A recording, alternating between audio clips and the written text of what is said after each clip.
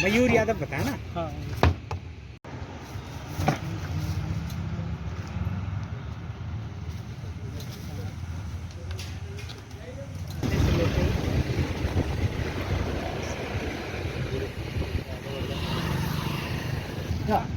जी ना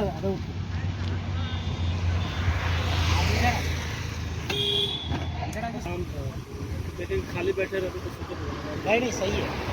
नमस्कार, मैं पंकज स्वागत करता हूं आप सबको आपके अपने YouTube channel business with Pankaj में। आज के इस वीडियो में हम बात करने वाले हैं कि नारियल पानी यानी टेंडर कोकोनट का बिजनेस करके एक मोटा पैसा कैसे कमाया जा सकता है। तो अगर आप भी सीखना चाहते हैं एक रोड साइड बिजनेस की कंप्लीट जानकारी तो बने रहिए वीडियो में। और अगर हमारे चैनल पे आप नए हैं तो चैनल को सब्सक्राइब करके बेल आइकन ऑन कर लें ताकि नए नए बिजनेस की अपडेट आप तक पहुंचती रहे।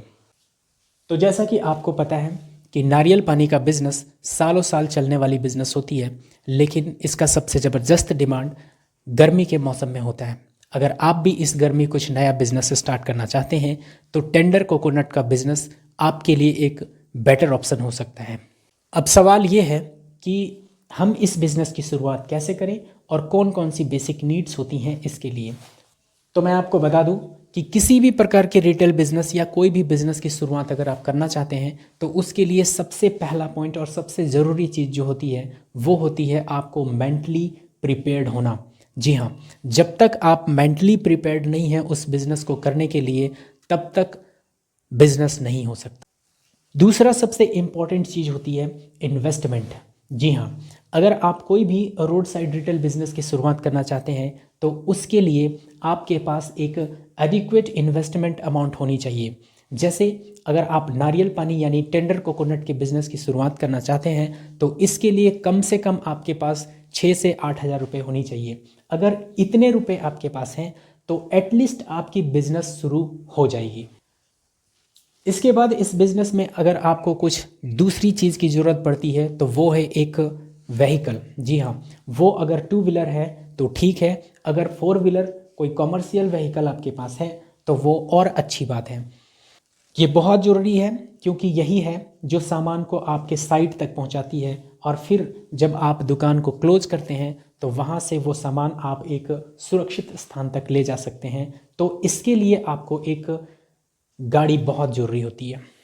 अब अगर ये 3 चीज़ें आपके पास हो गई हैं, आप मेंटली प्रिपेयर्ड हो गए हैं, आपके पास एक इन्वेस्टमेंट अमाउंट भी हो गया है और साथ ही साथ आपके पास ट्रांसपोर्ट के लिए एक 4 व्हीलर या 2 व्हीलर भी हो गया है, तो अब आपकी बिज़नेस शुरू होने से कोई नहीं रोक सकता।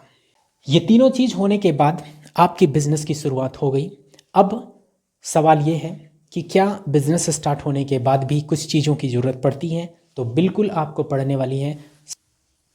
अब आपके लिए सबसे इम्पॉर्टेंट बात यह है कि आपके पास एक कैलकुलेटिव नॉलेज होनी चाहिए, यानी आपको इतना पता होना चाहिए कि आपने बिजनेस में इन्वेस्टमेंट कितना किया है, साथ ही साथ आपने उस जो भी माल परचेज किया है उसको साइट तक पहुंचाने में कितना कैरेज आपका लगा। ये सारी कैलकुलेशंस आपके दिमाग में होनी चाहिए। साथ ही साथ आप इस माल को कितने रुपए में बेचेंगे ताकि आपका टोटल इन्वेस्टमेंट निकलने के साथ साथ आपका प्रॉफिट भी निकले और वो माल भी जल्द से जल्द बिक जाए। जी हाँ, जल्द से जल्द बिक जाए।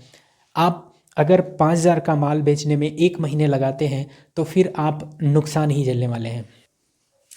इसलिए आपको अपने माल को उतनी ही में बेचना है जितने मार्केट में चल रहे हैं और उसमें आपको फ़ायदे भी होनी चाहिए। साथ ही साथ कस्टमर्स को ये नहीं लगनी चाहिए कि आप अपने माल को मार्केट में ज़्यादा प्राइस में बेच रहे हैं, वरना आपका मार्केट डिस्टर्ब हो सकता है।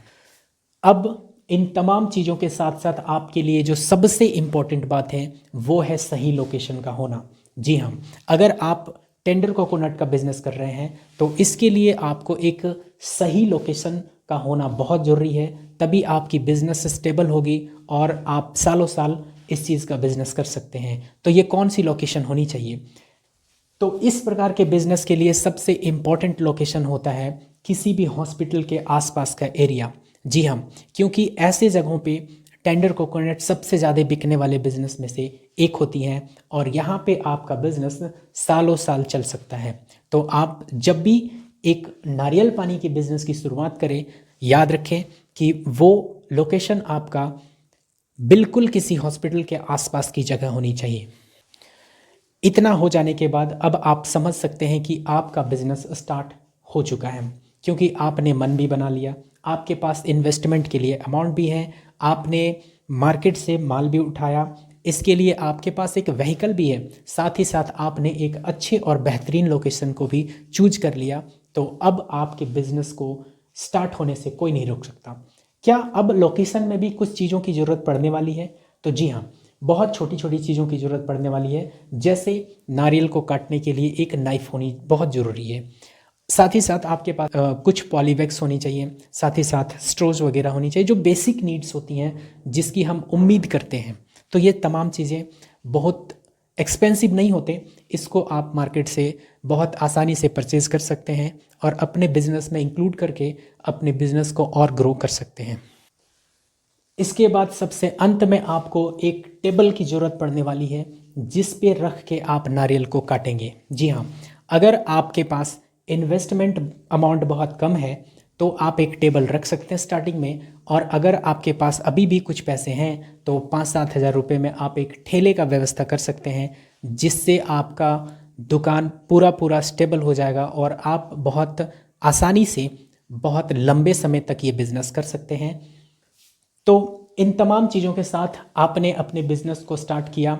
मुझे लगता है मेरी ओर से आपको जो बेसिक इन्फॉर्मेशन मिलनी चाहिए, जिसकी एक बिज़नेस के लिए ज़रूरी होती है, वो सारी चीज़ें मैंने दिया आपको। अगर इसके अलावे भी आपको और कुछ क्वेश्चन है तो आप कमेंट बॉक्स में ज़रूर कमेंट करें, मैं कोशिश करूँगा इसका जवाब देने के लिए। और आपको ये वीडियो कैसा लगा? अगर अच्छा लगा तो चैनल को सब्सक्राइब, अपने दोस्तों के साथ शेयर और लाइक करना ना भूलें। धन्यवाद।